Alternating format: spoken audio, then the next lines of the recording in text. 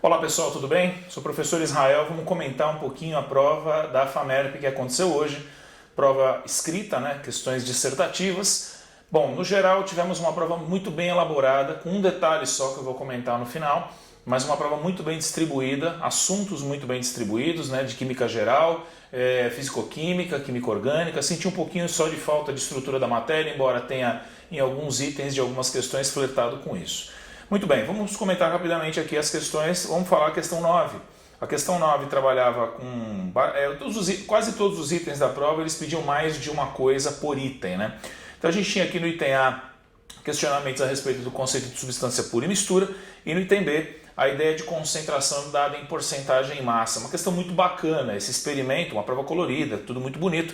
Esse experimento ficou bem legal, então ele demonstrava muito bem assim aquilo que se desejava. Só um atento aqui, né, uma coisa para se atentar, que a banca examinadora chamou o permanganato de potássio de uma substância polar. Na verdade é um composto iônico, né? Quando se trata de polaridade a gente está falando de espécies moleculares, né? Mas um detalhe que não atrapalhava de forma alguma a resolução da questão.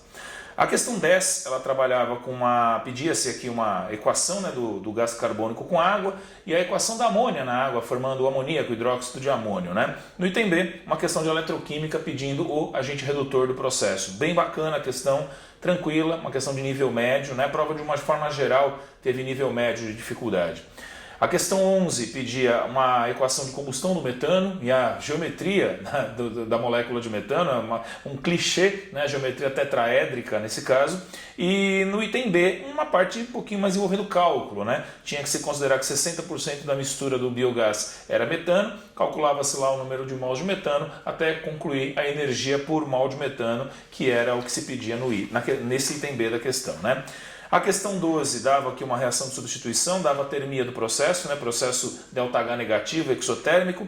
No item A, pedia-se a fórmula eletrônica do brometo de metila, o rendimento, e perguntava-se, né, como o rendimento da reação era afetado em função do aumento de temperatura. Então era uma questão que envolvia deslocamento de equilíbrio através do princípio de Le Chatelier. No item B, a partir aqui da ideia de que se 50% do brometo de metila reagiria, calculava-se, né, a quantidade de HBr e a partir da sua ionização é possível calcular o pH do sistema, né? Então um item também bastante bacana. A questão 13 pedia-se basicamente aqui a quantidade de elétrons no cátion alumínio 3+, e a fórmula do hidróxido de alumínio, item A bem tranquilo. E o item B, um item que cobrava lá as relações quantitativas da eletroquímica, trabalhando com a constante de Faraday. Muito bacana essa questão. E a gente vai para a questão 14, que é a última questão aí da prova de química, né?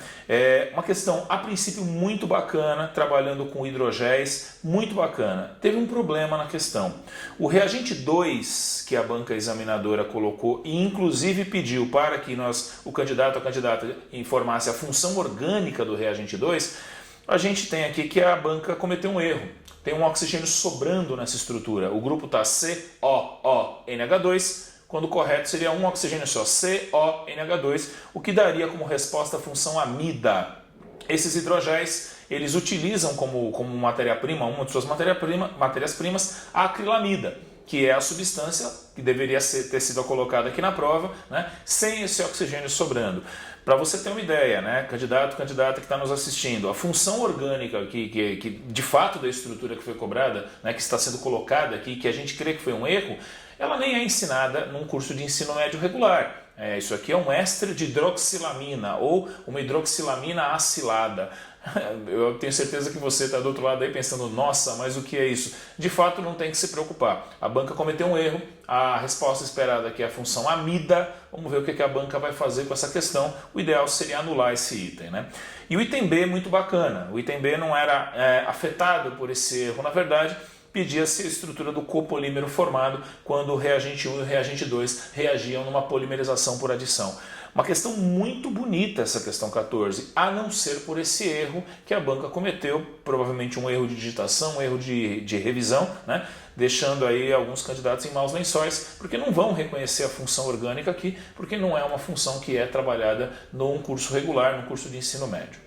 Bom, no geral, nós tivemos uma prova de nível médio, médio-alto em alguns casos, mas uma prova muito bem distribuída, tirando esse errinho, uma prova muito bem distribuída e muito bem feita, que, como sempre, a gente espera que vocês tenham tido o melhor resultado possível, ok? Um grande abraço a todos e até a próxima. Tchau, tchau.